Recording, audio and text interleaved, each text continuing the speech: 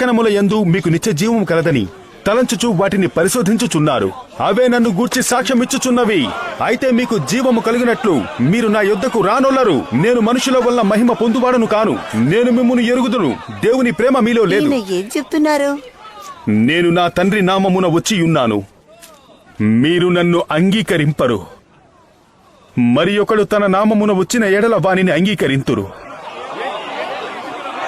అద్వితీయ దేవుని వలన వచ్చు మెప్పును కోరక ఒకని వలన ఒకడు మెప్పు పొందుతున్నా.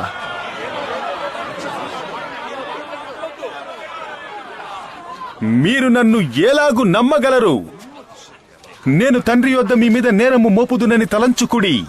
మీరాశ్రయించుచున్న మోషే మీ మీద నేరము మోపును. అతడు నన్ను గూర్చి వ్రాసెను కనుక మీరు మోషేను నమ్మినట్టయినా నన్నును నమ్ముదురు.